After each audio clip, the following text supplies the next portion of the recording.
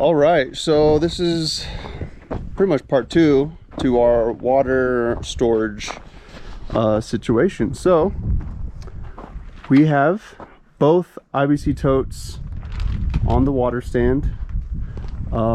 This one, obviously, we just put a cover on it.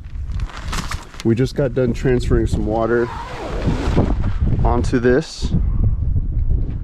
This one was on the trailer. It had about, half filled. We transferred into here, then we threw this one up top.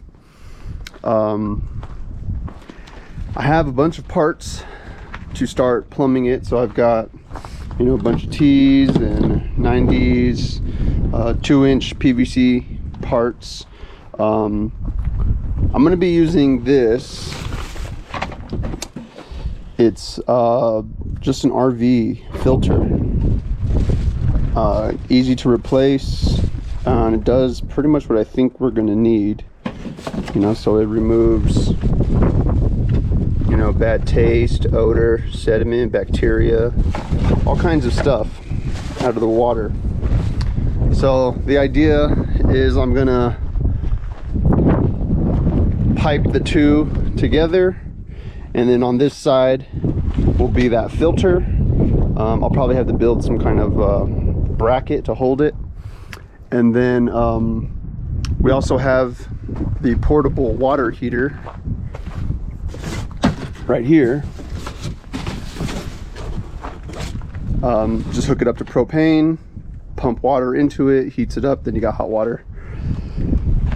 So the idea here, what we're gonna do, kind of show you. This is one of the T's out of the tank in here, and it'll go into the filter out. And then I got just a standard garden hose fittings, and I have a T here. So one will just be so we could just fill up buckets of water or whatever we need, and then this one will go to the PEX pipe to plumb it into the shower. We also got some other things. I got this accumulator tank, just a small one, because this thing says, the instructions say it needs at least 6 or 7 psi of pressure to work. And since we're just a tank, there's no pressure. If we had it up high on a water tower, sure, there might be some good pressure, but like this, there's no pressure. So we got this, and then we got a small just a diaphragm pump. Yeah, so we can pressurize the system when we need it. And so this is not, it's not going to be drinking water, although that filter should filter the water so that we can drink it if we wanted to. But this is for bathing, doing dishes, stuff like that. These were the 2 new ones that we bought just recently. They had some fish oil residue in them, and what we ended up doing was boiling some water really hot and then use that in the pressure washer. So it was like the hot water helped the oily residue wash out a lot better. So that's what we're doing right there. So it's 275 gallons each, so we're a little over 500 gallons, which for us is going to be a game changer.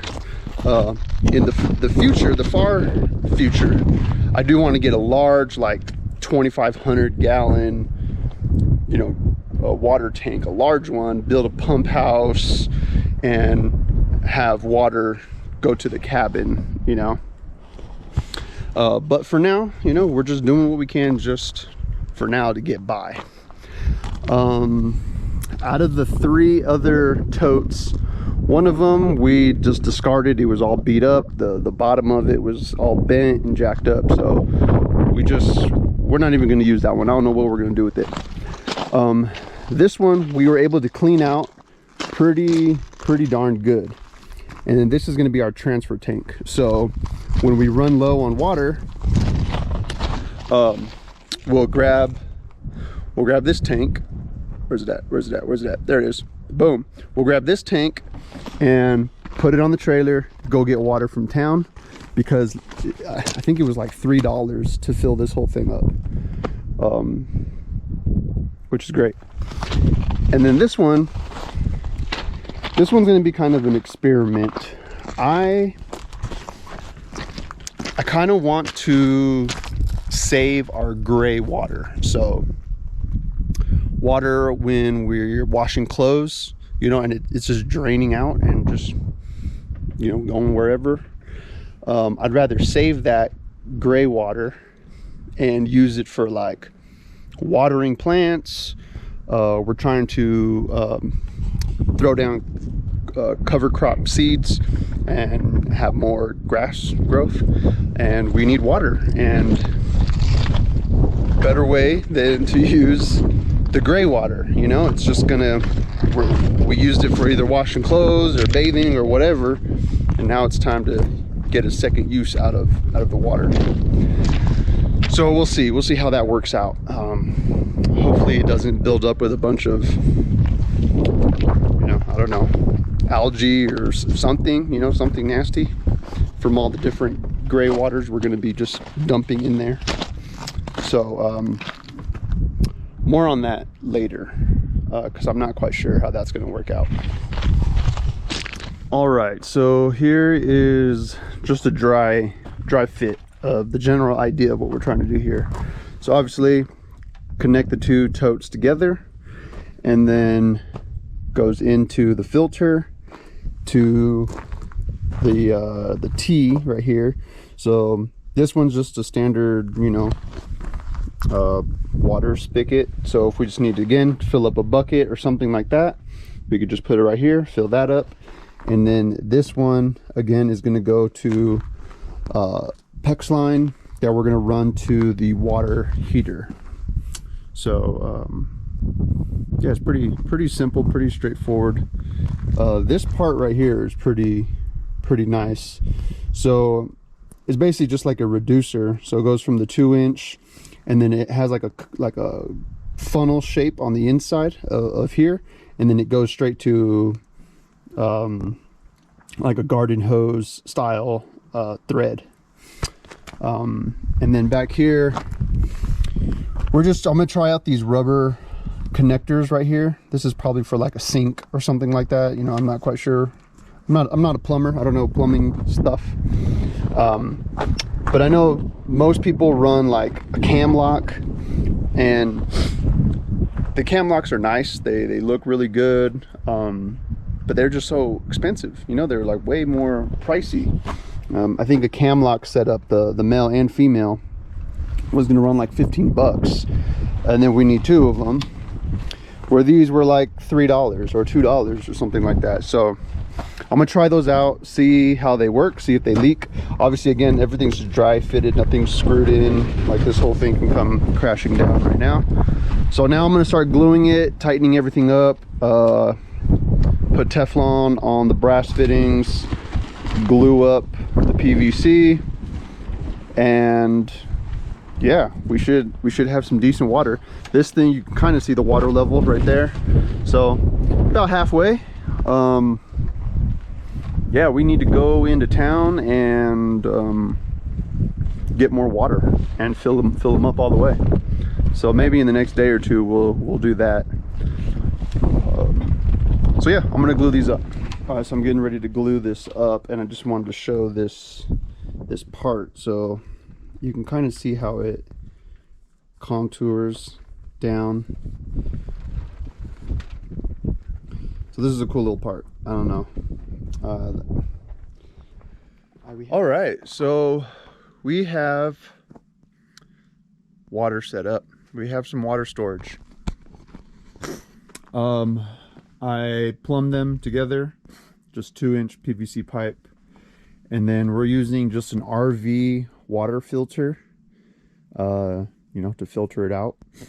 And then I did just a standard garden hose T. So this is just so we could fill up buckets of water, something like that. And then this is going to be for the PEX pipe. I'm going to be trying to set up the water heater, which is right here. Runs on propane. And then I got some other things to go with it. So this thing requires, I think, 6 or 7 psi of water pressure.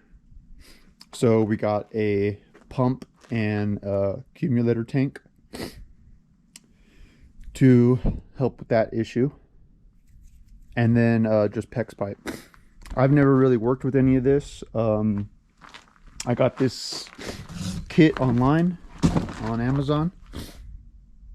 It's nice. So you got, you know, hot water, cold water right there, and then it came with this nice toolkit. So some crimpers, cutters, fittings,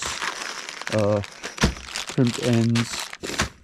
Pretty nice. So yeah, today I'm going to be trying to set this up. I'm thinking about mounting the heater, the water heater, right here on this beam. This beam is just, you know, protruding out. So we're thinking about mounting the hot water tank here. I'll run the lines, you know, I don't know, maybe up here along this board. You know, the water's going to come out. I don't know yet how I'm going to do it. You know, come out this way. You know, there's going to be some lines, and there's going to be stuff all right in this general area. Again, this is all just semi-temporary. What we want to build is a full-on bathhouse. You know, bathroom, shower, all contained into one little house. We don't want to put it in the cabin yet because there's just a lot more work to get a shower and all of that inside the cabin. We rather have just like a bathhouse, which we're planning on putting probably in this general area. But that's later on. That's in the future. For right now, we're gonna get this going, so we can at least take some nice hot showers out here. So yeah, we'll see how it goes. All right, so we made progress on the water situation, and we got a pool. We got a little pool. It's actually just a cold plunge, but we did fill it up when it was hot, and it was nice. It was really nice. So back to this. Everything's flowing. You can see we've been using it. It's all fine. This is the shower situation. So it works. The pump works. Water flows. We're having an issue with the water heater staying lit. So with the gas on, everything, it turns on, it gets hot, it gets up to like 100 and something, and then within, you know, seconds, it starts dropping just back to cold water. So the flame or whatever, it's not staying lit, right? The pilot or whatever. We did all the troubleshooting, checked all the things, contacted customer support, did everything, and it's probably just a faulty unit. It may have gotten damaged, or something could have gotten loose transporting it here because we bought it when we were still living in California, and then we just, you know, hauled everything out here. So it could have got damaged. Maybe just a bad unit. I don't know. But regardless, we're getting another one shipped to us. Thankfully, Ashley purchased the warranty, so they're just sending us another unit, and we'll have that, I don't know, in a few days, I guess. So yeah, and then we still just got the tent, the little shower tent, and I think what we're gonna do is build, you know, just some wooden walls, 3 walls, and then run a shower curtain, because it's windy and this thing is just flopping everywhere. And plus the whole, you know, the water spigot part.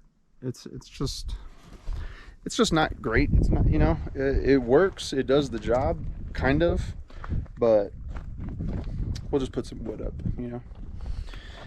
But yeah, this is it so far. You know, we're very much at a stopping point until we get another water heater.